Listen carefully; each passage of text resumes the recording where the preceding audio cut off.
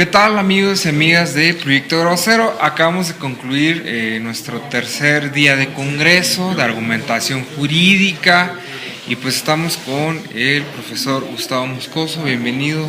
Gracias, es un placer estar aquí con ustedes. Quería saber cuál es su opinión pues de este evento que es organizado por alumnos, ¿no? Un evento que lo planean los alumnos, para los alumnos, y se han invitado académicos pues de diversas corrientes, de diversas perspectivas y también de la cuestión profesional, litigantes, académicos de tiempo completo, juzgadores. Y pues, ¿qué nos llevamos de este evento?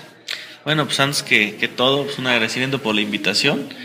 Yo he visto crecer al Proyecto Grado Cero desde que prácticamente inició, ¿no? Y veo que cada vez hay gente más valiosa, y eso me da mucho gusto, y sobre todo que son estudiantes que quieren compartir, ¿no?, lo que hacen con otros estudiantes.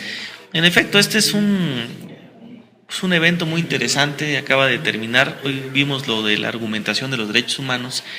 Se invitaron a buenas personalidades desde el punto de vista jurídico, también filosófico, y eso genera una mesa muy nutrida y sobre todo preguntas muy habilidosas, por así decirlo, de los participantes.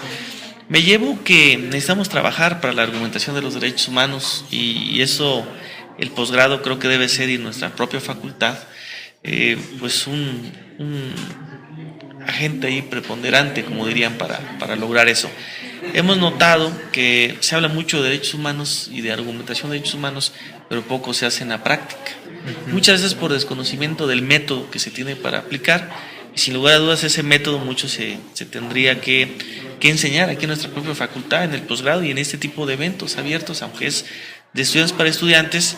Sí los combinaría después a hacer eventos hacia juzgadores y otro tipo para ver lo que aquí se produce. Entonces yo quiero felicitarlos, me voy muy contento de esta participación, porque ha sido un evento metodológicamente ordenado, con buenos temas, y el de hoy no fue la excepción. Hoy vimos, para resumirte el evento, que existe una proliferación en el lenguaje de los derechos humanos, y eso es malo, porque nos va a pasar como lo de Pedro y el lobo, ¿no?, que todos son violaciones de derechos humanos, cuando realmente muchas veces son garantías o son pues a veces discursos políticos que los mencionan como tal, pero también nos llevamos la idea de que hay que preparar nuestro Poder Judicial para que realmente esté a la altura de las exigencias y no solo sea de una manera discursiva, sino que argumente sus decisiones. Aquí se vio en conclusión que mucho de lo que se hace por nuestros jueces es un contexto de descubrimiento, es decir, motivos de cómo resuelven, pero no un contexto de justificaciones, porque esas son razones válidas y porque esas razones son las que aplicaron y no otras, que muchas veces ahí radica la verdadera razón de las decisiones, que no las conocemos. Luego es bien curioso saber que uno lee una sentencia judicial y encuentra las razones del juez, ¿no? Dice, no está fundada la acción, no procede lo que usted pide, pero simplemente te muestra las razones por las cuales no, pero nunca te presenta el panorama que recurrió, nunca te enseña las opciones que se le presentaron, él te da la respuesta, ¿no? Entonces, se mencionaba aquí en la mesa que hay jueces que sí te narran, ¿no? Oye, tengo 5 opciones, te voy a justificar una, la que yo elegí. Y hay otros que te dicen, esta es la opción porque el derecho solamente lo estoy aplicando, es la única respuesta, ¿no? Pero es que eso tiene que ver con lo que se habla del juez boca ley, ¿no? Lo que dice el juez es la ley, se tenía, o es lo que se tiene que aplicar. Y yo sí explico que mucho es porque es precisamente en el terreno nada más de los motivos de la decisión, pero no de las razones justificatorias de esa decisión. Y eso hay que trabajarlo, porque yo he leído, por ejemplo, muchas sentencias donde no sabes por qué decidieron eso. ¿Sí? La parte considerativa, por ejemplo, es la parte argumentativa, propiamente una decisión, y muchas veces pasa, hace rato decíamos, que tú lees una sentencia y cuando crees que tienes la razón, al final dice, no obstante, no procede, ¿no? Y toda la carga argumentativa está en el no obstante, pero, sin embargo, y no sabes qué significaba ese sin embargo, ese pero o ese no obstante. Entonces realmente hay que trabajar en lo que se denominaría en este caso una técnica argumentativa propiamente de los jueces, ¿no? Y hay muchos modelos, y aquí la argumentación de lo que se ha enseñado importa. Por ejemplo, a mí me gusta mucho el modelo de Toulmin, por así mencionarlo, ¿no? Un modelo donde se sepa cuáles son, en este caso, las pretensiones, cuáles son las pruebas de esa pretensión, cuáles serían las garantías, los respaldos, las excepciones de aplicación. Pero yo lo que quiero decirte es que si tenemos un poder judicial, no solo poder judicial, porque hay órganos jurisdiccionales, poder ejecutivo que aplica derecho, si vemos nosotros que solo sean una mera aplicación mecánica de las normas, acrítica, pues todo dependería de un buen legislador que haga una buena norma. Pero a veces el legislador, aunque sea racional y de buena fe o los principios, no hace unas normas, en este caso idóneas, con principio de proporcionalidad, que sean idóneas, necesarias y ponderadas. Y si no se hace una aplicación, que más bien dicho, previa a la aplicación del derecho, se haga una valoración si esas premisas son las o no las que deben ser conforme a los derechos, a la Constitución, pues no vamos a avanzar, porque simplemente estaríamos cometiendo los mismos errores una y otra vez. Y yo sí creo que el derecho, o la actividad en ese caso, en el derecho de los operarios, debe ser una actividad argumentada materialmente, es decir, que antes de aplicar tienen que valorar no solo aspectos formales, aspectos materiales, es decir, como dirían en otras partes, poner a prueba las premisas inclusive normativas, cosa que aquí no se hace, ¿no? Mencionar en esta mesa dos cuestiones, ¿no? La primera es que el discurso de derechos humanos no nace en 2011, sino que es un tema que ya tiene muchos años trabajándose, pero que también la argumentación le pasa lo mismo. Y no solo eso, mira, por ejemplo, ahorita cuáles son los temas del 2011 para acá: derechos humanos, tratados, argumentación, y pues si analizamos, o interpretación inclusive, cuando eso es algo básico del derecho.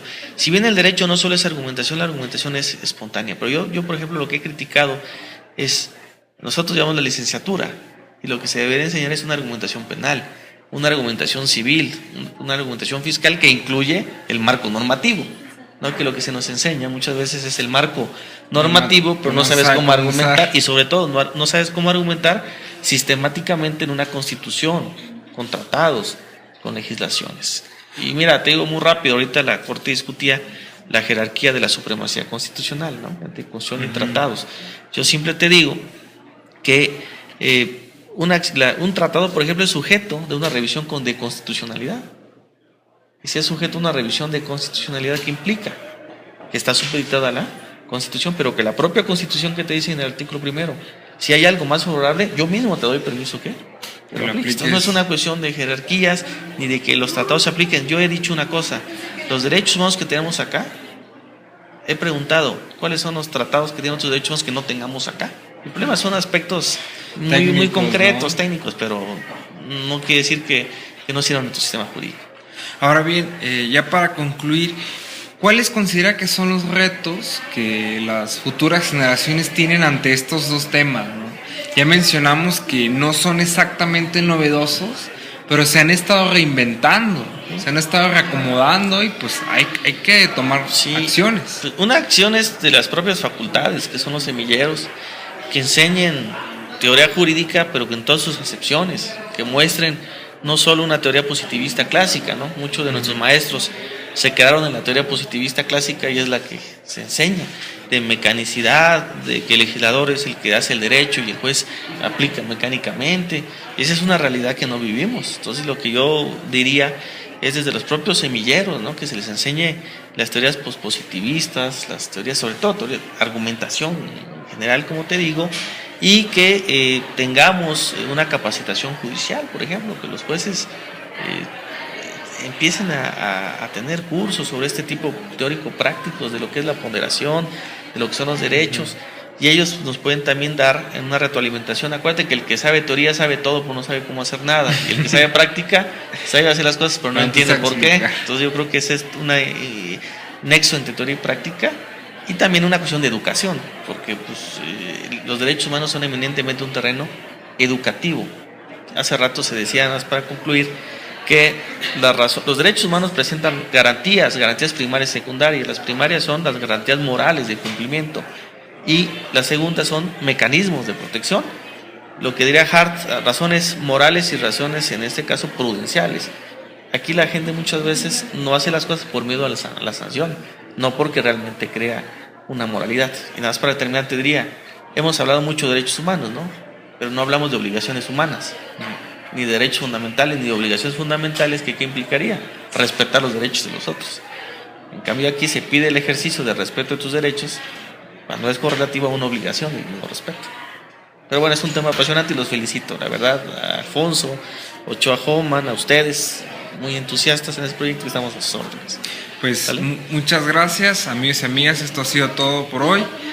Sigan nuestras transmisiones, los eventos se van a poner muy buenos como este, y pues nos estamos viendo en la red. Gracias.